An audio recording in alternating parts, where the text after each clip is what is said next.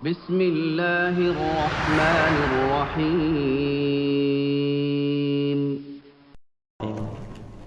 السلام عليكم ورحمة الله وبركاته.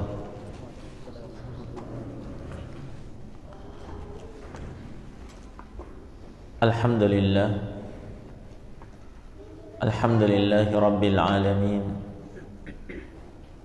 وبه نستعين على أمور الدنيا والدين، وأشهد أن لا إله إلا الله الملك الحق المبين، وأشهد أن محمدا عبده ورسوله المبعوث رحمة للعالمين. اللهم فصل وسلم وبارك على نبينا محمد وعلى آله وأصحابه ومن تبعهم بإحسان إلى يوم الدين، أما بعد.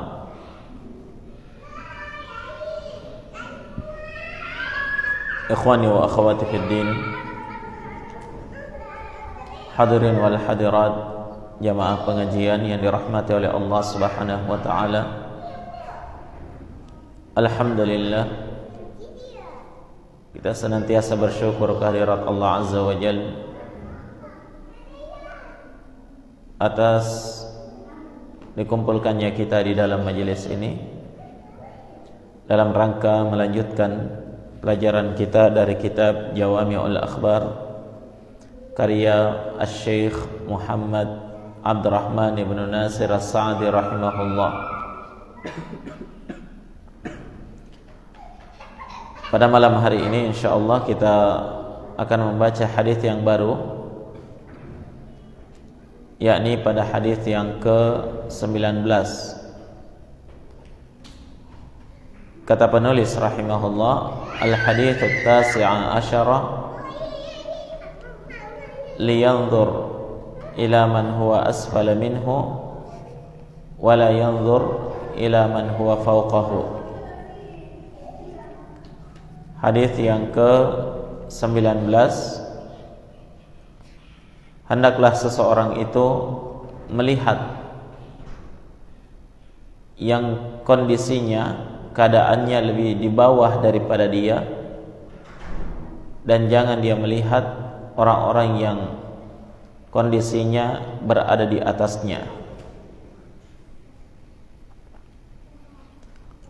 Kata beliau, An Abi Hurairah radhiyallahu anhu qala Rasulullah sallallahu alaihi wasallam, unzuru ila man huwa asfala minkum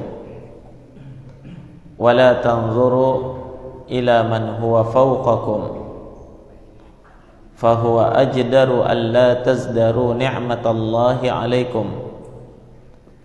Muttafaqun alaih. Dari Abu Hurairah radhiyallahu an. Abu Hurairah, nama beliau yang masyhur adalah Abdurrahman bin Sakhr ad-Dawsi radhiyallahu an, sahabat yang paling banyak meriwayatkan hadis dari Nabi. Beliau berkata, Rasulullah sallallahu alaihi wasallam telah bersabda, unzuru ila man huwa asfala minkum. Lihatlah orang-orang yang taraf kehidupannya lebih rendah dari kalian. Wala tanzuru ila man huwa fawqakum. Dan jangan kalian melihat orang-orang yang taraf kehidupannya lebih tinggi dari kalian. Kemudian Nabi menyebutkan alasannya, fahuwa ajdaru alla tazdaru ni'matallahi alaikum. Itu lebih pantas sehingga kalian tidak memandang remeh nikmat yang Allah Subhanahu wa taala anugerahkan kepada kalian. Hadisnya muttafaqun alaih, diriwayatkan oleh Al-Imam Al-Bukhari dan Imam Muslim.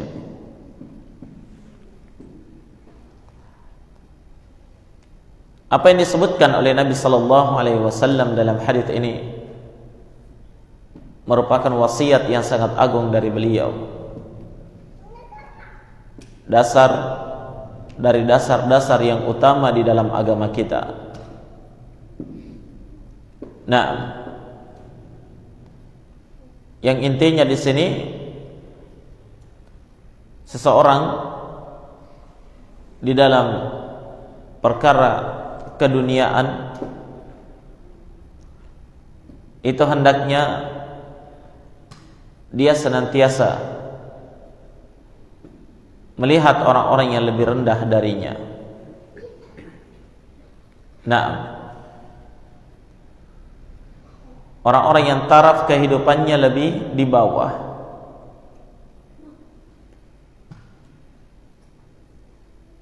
Dan jangan sekali-kali dia senantiasa memandang orang-orang yang lebih di atas. Karena ini akan menjadikan dia sulit untuk mensyukuri nikmat Allah Subhanahu wa taala. Maka memandang yang lebih rendah dan tidak memandang yang lebih tinggi, ini adalah tips untuk bersyukur kepada Allah dan mewujudkan kesyukuran kepada Allah dengan sebenar-benar kesyukuran. Karena selama seseorang itu masih terus memandang orang-orang yang berada di atasnya, dia tidak akan mampu mewujudkan kesyukuran kepada Allah.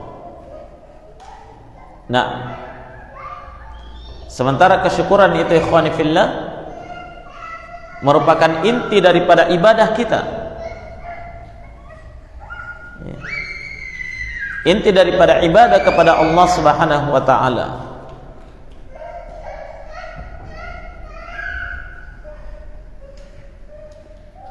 Maka dari itu Allah Subhanahu wa taala senantiasa memerintahkan kita untuk bersyukur. Nabi sallallahu alaihi wasallam menganjurkan kita untuk bersyukur.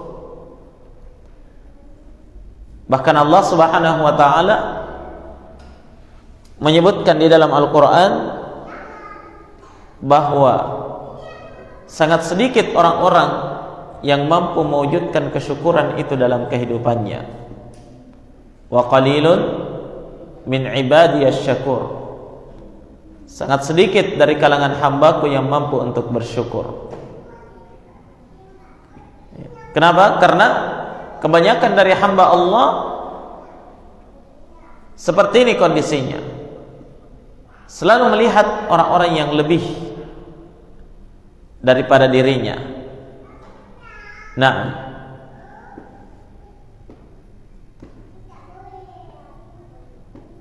maka Nabi sallallahu alaihi wasallam mengajarkan kepada kita tips yang luar biasa ya untuk bisa mewujudkan kesyukuran kepada Allah Azza wa Jalla. Lihat orang-orang yang lebih rendah taraf kehidupannya dari kalian. Ketika melihat ada orang-orang yang derajatnya lebih rendah dari dia, ya, orang-orang yang diberikan harta yang lebih sedikit dari dia, derajat kehidupan, taraf kehidupan di tengah masyarakat yang lebih rendah dari dia, rezeki yang lebih kurang dari dirinya, maka tatkala dia melihat hal tersebut, kata Nabi, itu lebih pantas bagi dia, sehingga dia tidak meremehkan nikmat yang Allah Subhanahu wa taala telah berikan kepada dirinya.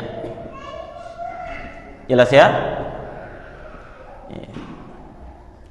Demikian pula ikhwani fillah, di saat tatkala seorang misalnya melihat ada orang-orang yang dicabut akalnya oleh Allah, dicabut akalnya oleh Allah Subhanahu wa taala, Maka di sini dia melihat, dia mampu untuk mewujudkan kesyukuran kepada Allah. Ternyata saya ini adalah orang yang diberikan nikmat yang sangat besar oleh Allah dengan akal fikiran yang masih normal. Ya kan? Ada orang-orang yang ditimpakan oleh Allah kepadanya penyakit. Bahkan terkadang ada orang yang memiliki penyakit kronis. Dia melihat hal tersebut, maka ini akan menjadikan dia benar-benar syukur dengan kesyukuran yang sangat besar kepada Allah di saat tatkala Allah memberikan kepada dirinya kesehatan. Nah, walaupun terkadang sakit, tapi sakit yang sebentar, tidak menahun seperti yang dirasakan oleh orang-orang yang merasakan penyakit kronis itu. Nikmat luar biasa.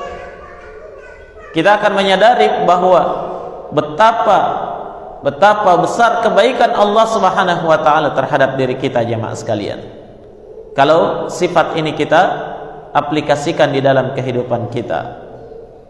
Nah, tatkala kita melihat ada orang-orang yang ditimpakan oleh Allah kesulitan terhadap dirinya, gundah gulana, rasa sedih, kegalauan di dalam pikirannya, maka di situ kita mampu bersyukur kepada Allah. Betapa Allah begitu baik terhadap diri saya. Allah berikan ketenangan jiwa kepada saya. Ya, tidak terlalu banyak yang harus kita pusingi, tidak terlalu banyak beban yang menjadi beban terhadap mental dan pikiran kita. Ini yang harus diperhatikan, ikhwani fillah. Kemudian di saat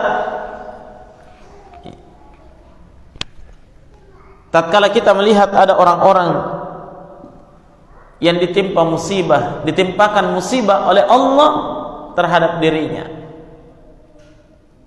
Nah, dengan berbagai macam jenis musibah yang menimpa seseorang, di saat itu kita mampu bersyukur kepada Allah bahwa Allah Subhanahu wa taala tidak menimpakan kepada kita musibah seberat yang dirasakan oleh orang-orang tersebut. Dan seterusnya, ikhwani fillah. Maka pandang orang-orang yang lebih rendah keadaannya dari kalian, jangan melihat orang-orang yang keadaannya lebih tinggi dari kalian. Kalian akan bersyukur kepada Allah. Kalian tidak akan merendahkan nikmat-nikmat Allah yang selama ini Allah karuniakan kepada kalian.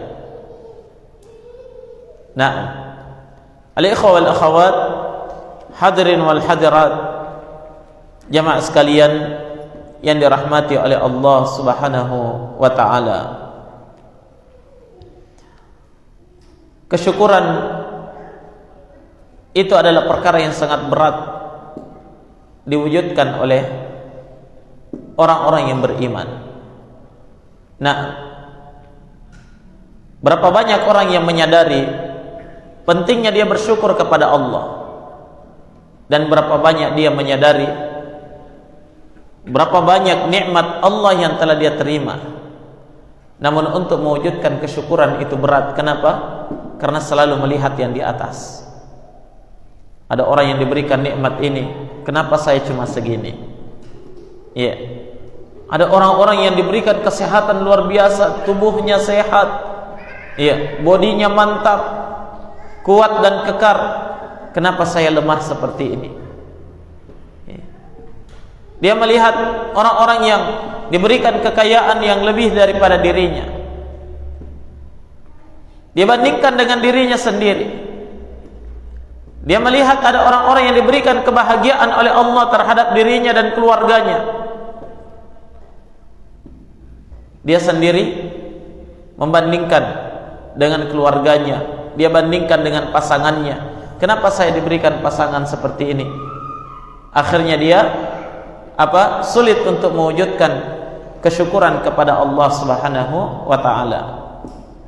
Oleh karena itu, siapa yang ingin mewujudkan perkara ini jamaah sekalian, selalu melihat orang-orang yang tarafnya lebih rendah dari kita, maka sungguh amalan yang terbaik tatkala dia membiasakan diri untuk mengunjungi orang-orang yang hidup serba sulit. Di situ kita akan bersyukur. Nah, jangan justru membiasakan diri untuk mengunjungi orang-orang yang kaya raya, orang-orang yang di tengah masyarakat.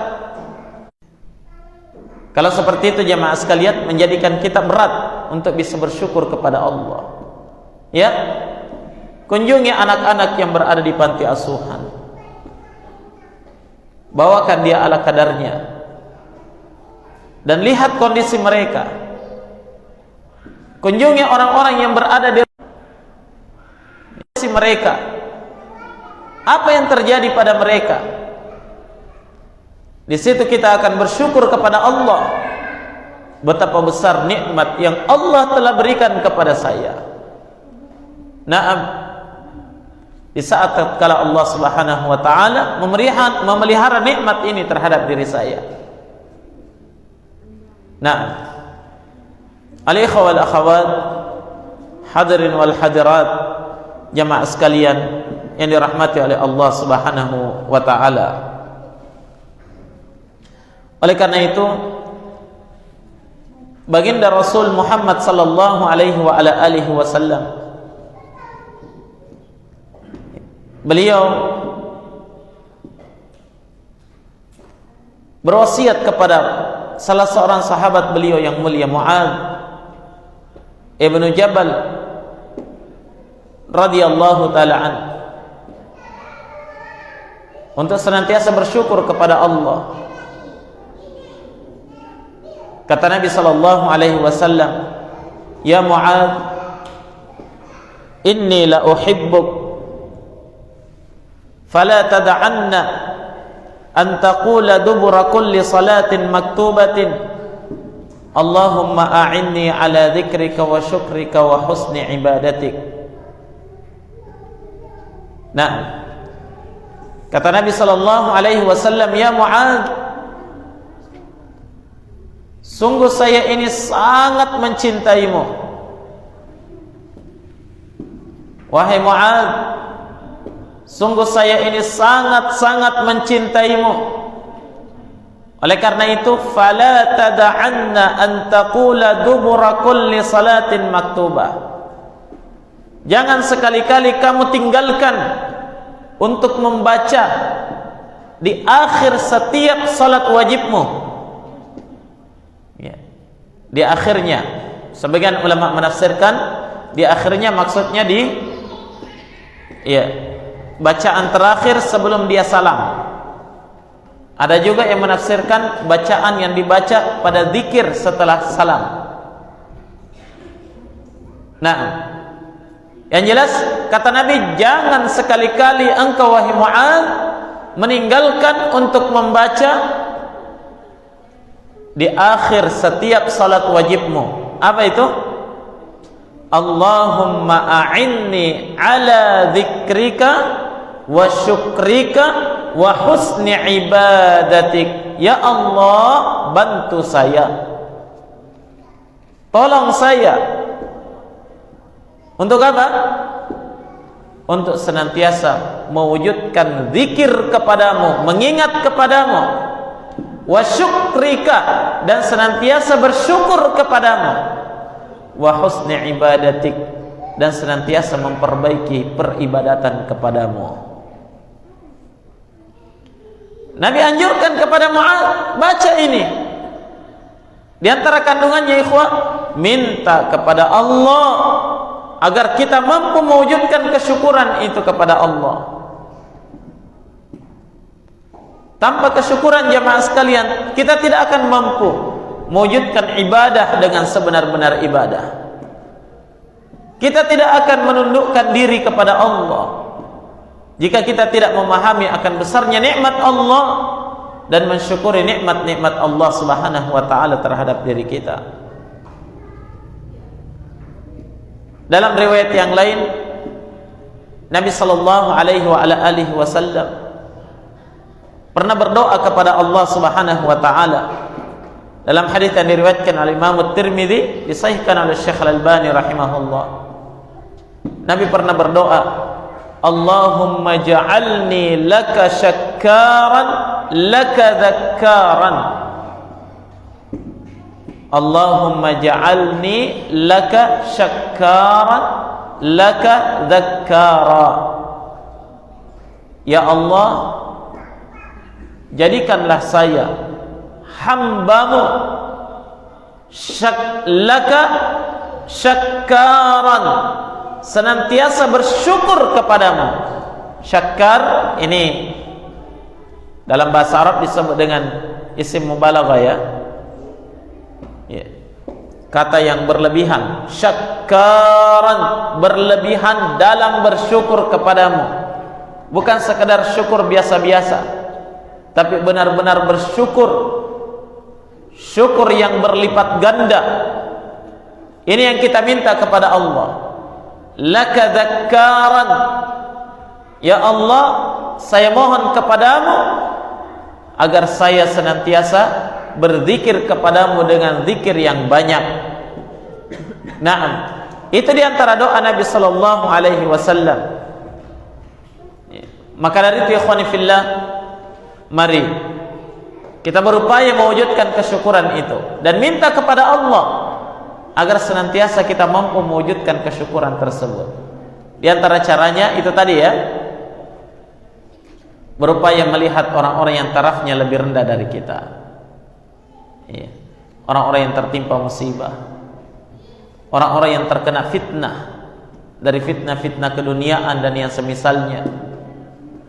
Ya, maka kita harus senantiasa melihat hal tersebut ya, memandang kondisi dan keadaan mereka sehingga melunakkan hati kita untuk senantiasa bersyukur kepada Allah. Nah, tatkala kita telah melihat kondisi-kondisi mereka, tujuan utamanya apa? Agar supaya kita bersyukur kepada Allah. Itu intinya. Bukan untuk menghina mereka. Ya. Bukan untuk semakin merendahkan mereka atau memandang remeh mereka, tidak. Tapi kita melihat kondisi-kondisi orang-orang yang lebih rendah, ya, orang-orang yang kesulitan, orang yang kesusahan, orang-orang yang terkena penyakit, orang-orang yang terkena musibah, tujuannya adalah untuk diri kita. Paham ya? Iya. Sehingga ketika kita melihat mereka, Masya Allah, kita mampu bersyukur kepada Allah Subhanahu wa ta'ala. Kemudian berdoa kepada Allah agar kita tidak ditimpa sebagaimana kondisi mereka. Jadi kita mengambil faedah apa? Mampu bersyukur dari apa yang Allah telah anugerahkan kepada kita, walaupun sedikit, tapi jauh lebih baik dari kondisi mereka. Kemudian berdoa kepada Allah agar tidak ditimpa, tidak disamakan keadaan kita dengan mereka yang mendapatkan ujian dan cobaan dari Allah Subhanahu wa ta'ala tersebut. Apa doanya? Di dalam hadis Abu Hurairah radhiyallahu ta'ala an, ya, ini diriwayatkan oleh Imam At-Tirmidzi juga, dan ini disahihkan oleh Syekh Al-Albani rahimahullah. Nabi sallallahu alaihi wasallam bersabda, "Man ra'a mubtalan faqala."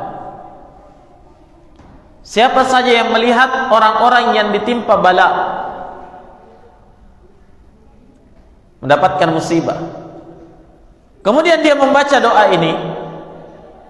Apa doanya? Kata Nabi, "Alhamdulillahilladzi 'afani mimma ibtalaka bihi wa faddalani ala katsirin mimman khalaqa tafdila." Yang artinya, alhamdulillah, segala puji bagi Allah, alladzi afani, yang telah menyelamatkan saya mimma talaka bihi, menyelamatkan saya dari perkara yang Allah berikan bala kepada kalian. Alhamdulillah, segala puji bagi Allah yang menyelamatkan saya sehingga tidak tertimpa bala seperti bala yang menimpa kalian, tidak mendapatkan kesulitan seperti kesulitan yang menimpa kalian, tidak mendapatkan kefakiran seperti kefakiran yang menimpa kalian. Wa faddalani, dan segala puji bagi Allah yang telah memberikan keutamaan atau yang telah mengutamakan saya ala katsirin mimman khalaq, atas kebanyakan dari yang dicipta oleh Allah, tafdila, dengan pengutamaan yang sangat banyak. Ini penting jemaah sekalian, kita hafalkan doa ini ya. Ketika mendapatkan berita tentang musibah, kita baca doa ini.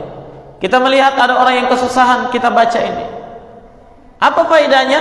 Kata Nabi, siapa yang melihat orang-orang yang tertimpa bala, kemudian dia baca doa ini, kata Nabi, lam yusibhu dzalikal bala, niscaya dia tidak akan ditimpa oleh bala yang semisal dengan itu. Luar biasa ya. Maka banyak berdoa kepada Allah. Nah, dalam setiap keadaan. Tidak mengapa kita sengaja pergi melihat kondisi orang-orang yang kesulitan itu. Jelas ini? Iya.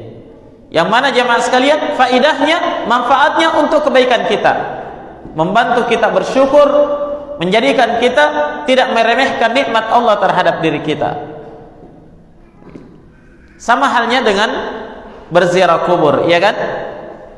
Iya. Apa tujuan kita ziarah kubur, ikhwani fillah? Bukan supaya kita juga masuk di kubur. Iya. Bukan juga supaya kita apa? Datang meratapi kubur atau datang berdoa kepada penghuni kubur, bukan itu. Tapi kita datang ziarah kubur, tujuannya, faidahnya terutama untuk diri kita sendiri. Makanya doa ketika masuk ke kuburan, apa yang diajarkan oleh Nabi?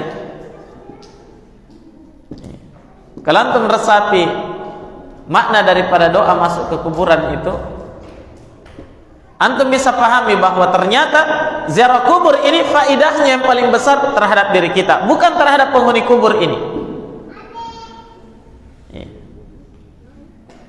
Apa doanya? Assalamualaikum ahlad diyari minal muslimina wal mu'minin wa inna insyaallahu bikum lahiqun. Keselamatan atas kalian wahai para penghuni kubur dari kalangan kaum muslimin dan orang-orang yang beriman. Di akhir doa apa? Wa inna insyaallahu bikum lahiqun, dan sungguh kami insyaallah juga akan ikut seperti kalian. Ini peringatan terhadap diri kita bahwa suatu saat kita juga akan seperti itu keadaannya. Jelas ya? Ya, maka tujuan ziarah kubur kata Nabi, fa innaha tudzakirukumul maut. Itu mengingatkan kepada kalian tentang kematian, faidahnya untuk kita. Demikian pula ketika kita melihat orang-orang yang kondisinya, keadaannya yang sangat buruk, kondisinya yang menyedihkan, ya, keadaannya yang berada di bawah taraf kehidupan kita, itu faidahnya untuk kita jamaah sekalian, bukan faidahnya untuk orang itu. Kalaupun ada, faidahnya untuk dia sangat sedikit. Faidahnya yang terbesar itu adalah untuk diri kita masing-masing. Nah, maka sekali lagi, wujudkan kesyukuran kepada Allah Subhanahu wa taala dengan senantiasa berupaya melihat kondisi orang-orang yang tarafnya berada di bawah kita. Baik, itu faedah yang pertama dari hadis ini. Bahwa hadis ini akan apa? Membantu kita atau menjadi tips terhadap kita untuk bisa mewujudkan kesyukuran kepada Allah dengan sebesar-besar kesyukuran. Baik, faedah yang kedua dari hadis ini, bahwasanya perilaku seseorang senang melihat orang yang kondisinya berada di bawah dia, ini akan membantu dia untuk mengobati, melakukan terapi terhadap satu penyakit hati yang paling ganas, yaitu apa? Penyakit hasad, iri, dengki, masiriati, ya, atau apapun namanya dari penyakit yang sangat berbahaya ini. Nah, kita ketahui bersama ikhwani fillah betapa hasad bahayanya luar biasa terhadap diri orang yang melakukan hasad, terhadap orang yang dihasadi, ya, yang dia hasad kepadanya, dan terhadap masyarakat. Kerusakannya luar biasa. Kenapa? Karena sifat hasad di dalam hati membahayakan orang yang hasad itu sendiri. Karena apa? Ya, karena ini akan menimbulkan kejengkelan dalam hatinya, kedongkolan di dalam hatinya, ya, tidak tenang dalam kehidupannya, selalu berpikir bagaimana nikmat itu hilang dari saudaranya. Itu hasad. Selalu berpikir bagaimana caranya, trik apa yang bisa dia lakukan untuk menghilangkan nikmat itu dari orang lain. Hasad. Kenapa bisa seperti itu? Karena ini tadi, selalu melihat orang yang tarafnya di atas dia. Oh, si anu dapat gaji banyak, oh si anu naik pangkat, oh si anu dapat jabatan, kapan saya? Akhirnya timbul hasad di dalam hati. Ya. Oh, tetangga kita membangun rumah lagi. Ya. Oh, tetangga kita punya kendaraan baru. Oh, tetangga kita punya ini, punya itu. Akhirnya apa? Timbul kejengkelan di dalam hatinya. Bisa menimbulkan hasad di dalam hatinya terhadap nikmat yang diterima oleh orang lain. Oleh karena itu, pandang orang yang lebih rendah. Kita tidak akan hasad terhadap penderitaan mereka. Betul? Tapi kita akan iba terhadap penderitaan mereka. Ketika yang selalu dilihat yang di atas, maka ini akan menimbulkan penyakit di dalam hati. Nah, penyakit di dalam hati. Maka terapi sifat hasad ini, karena ini sangat berbahaya terhadap diri seseorang. Ini juga berbahaya terhadap orang yang dia hasad kepadanya. Berapa banyak orang yang mendapatkan penyakit, hilang hartanya, hilang pekerjaannya, ya, rusak reputasinya di tengah masyarakat. Nah, bahkan ada yang kehilangan nyawa karena apa? Perbuatan orang-orang yang hasad. Oleh karena itu di dalam Al-Quran Allah Subhanahu wa ta'ala perintahkan kita untuk apa? Berlindung kepada Allah dari orang-orang yang hasad. Wa min syarri hasidin idza hasad. Dan saya berlindung kepadamu ya Allah dari orang-orang yang hasad jika dia melancarkan hasadnya, dia melaksanakan hasadnya. Naam, al-ikhwa wal akhawat, hadirin dan hadirat yang dirahmati oleh Allah Subhanahu wa taala. Hasad ini adalah penyakit yang menjangkiti hati seseorang, tidak ada yang mengetahuinya kecuali dirinya dengan Allah. Seberapa parah dan seberapa kronis penyakit hasad dalam hatinya, yang tahu hanya dirinya dengan Allah. Paham ya? Hanya dirinya dengan Allah. Maka hendaklah dia bertakwa kepada Allah. dan membersihkan jiwanya di saat tatkala dia merasa ada penyakit ini dalam hatinya. Ketahuilah jemaah sekalian, hasad adalah dosa pertama yang terjadi di jagat raya ini.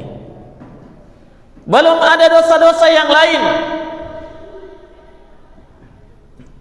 Belum ada pembunuhan, belum ada perampokan, belum ada perzinahan, iya, belum ada khamar, apalagi narkoba, belum ada. Yang ada dosa yang pertama adalah hasad. Siapa yang lakukan? Iblis laknatullahi alaih. Iya. Sehingga kata para ulama, hasad bisa, ya, hasad ini adalah penyakit yang dapat menghalangi antara seseorang dengan kebenaran. Kalau ada hasad dalam hatinya, dia tidak akan bisa menerima kebenaran. Lihat iblis ketika diperintahkan oleh Allah untuk sujud kepada Adam, dia tidak mau melaksanakan perintah Allah. Dia tidak mau menerima kebenaran itu. Kenapa? Hasad di dalam hatinya. Nah, lihat orang-orang Yahudi sebelum terlahirnya Nabi sallallahu alaihi wasallam. Mereka adalah orang yang selalu menggembar-gemborkan, ya, orang-orang ahlul kitab Yahudi dan Nasara. Mereka gembar-gemborkan akan lahir nanti seorang nabi, penutup para nabi dan rasul. Kami akan perangi orang-orang musyrik bersama dengan nabi itu. Dan ketika nabi itu lahir di tengah orang-orang musyrikin, lahir di tengah orang Quraisy, Rasulullah lahir di tengah mereka, bukan di tengah orang Yahudi, bukan di tengah orang-orang Nasara. Muncul hasad di dalam hati mereka. Maka dari itu Allah menegur mereka dalam Al-Quran, am yahsuduna an-nasa ala ma atahumullahu min fadli. Apakah mereka itu hasad kepada manusia yang Allah subhanahu wa ta'ala berikan sebahagian dari keutamaannya kepada mereka? Allah yang berikan kepada mereka, dia hasad. Lihat bahayanya. Iya. Dan ingat jamaah sekalian, orang yang hasad tidak akan pernah tenang kehidupannya sampai dia berhasil melancarkan hasadnya, atau kalau tidak dia bertaubat kepada Allah dan menghilangkan penyakit hasad itu di dalam hatinya, baru bisa tenang. Kalau tidak, dia tidak akan bisa tenang. Paham ya? Iya. Maka penyakit hasad sangat berbahaya, ikhwani fillah. Terapi penyakit hasad ini dia. Lihat orang-orang yang selalu lihat orang-orang yang berada di bawah kita. Jangan pernah hiraukan orang-orang yang taraf kehidupannya lebih dari kita. Paham ya? Iya. Terlebih lagi kalau mereka adalah orang-orang kufar atau orang-orang yang apa? Orang-orang yang terfitnah dengan kehidupan dunia, tersibukkan dengan kesenangan-kesenangan dunia. Jangan pernah melirik kepada mereka, ikhwani fillah, karena ini akan menyakiti hati dengan apa? Terjangkiti sifat hasad. Allah subhanahu wa ta'ala berfirman di dalam Al-Quran, iya, kata Allah subhanahu wa ta'ala, وَلَا تَمُدَّنَّ عَيْنَيْكَ إِلَى مَا مَتَّعْنَا بِهِ أَزْوَاجًا مِنْهُمْ زَهْرَةَ الْحَيَاةِ الدُّنْيَا لِنَفْتِنَهُمْ فِيهِ. Kata Allah subhanahu wa ta'ala, وَلَا تَمُدَّنَّ عَيْنَيْكَ, dan jangan sekali-kali engkau mengarahkan kedua matamu, mengarahkan pandanganmu kepada siapa? Ila ma matta'na bihi azwajan minhum zahratal hayatid dunya, kepada orang-orang yang kami berikan kepadanya kesenangan-kesenangan dunia. Jangan arahkan pandanganmu kepadanya, kata Allah. Kenapa? Karena kata Allah, linaftinahum fi, mereka orang-orang yang kami berikan kesenangan-kesenangan dunia itu agar kami memberikan fitnah, ujian terhadapnya. Jangan pernah mengarahkan pandangan kepadanya. Ingin selamat dari sifat hasad, ya, maka laksanakan ini, lakukan ini. Lihat orang yang tarafnya di bawah, jangan melihat orang-orang yang tarafnya lebih di atas kita. Kata Nabi, fahuwa ajdaru alla tazdaru ni'matallahi alaikum. Itu lebih pantas bagi kalian, sehingga kalian tidak memandang remeh nikmat yang Allah Subhanahu wa taala telah berikan kepada kalian. Nah, terlebih lagi jamaah sekalian, kalau mereka orang-orang yang mendapatkan kesenangan dan kenikmatan dunia itu adalah orang-orang kufar, orang-orang yang tidak punya keimanan kepada Allah. Jangan sekali-kali mengarahkan pandangan kepada mereka. Jangan sekali-kali terpengaruh dengan keberhasilan mereka dalam perkara keduniaan. Nah, kata Allah dalam Al-Quran, mata'un qalilun thumma ma'wahum jahannam. Semuanya itu hanyalah kesenangan-kesenangan yang sedikit sebenarnya. Kemudian tempat mereka di akhirat nanti adalah neraka jahanam, waliyadzubillah. Baik, maka hadis ini adalah hadis yang luar biasa, ya. Disebutkan oleh Nabi sallallahu alaihi wasallam. Pegang betul hadis ini. Naam, kita aplikasikan dalam kehidupan, insyaallah taala kehidupan kita akan tenang, perasaan kita akan bahagia, kita akan selamat dari penyakit hasad, dan kita senantiasa bersyukur kepada Allah Subhanahu wa taala terhadap nikmat-nikmatnya, sekecil apapun, sesedikit apapun nikmat yang kita terima dari Allah, pasti kita mampu untuk mensyukurinya. Nah,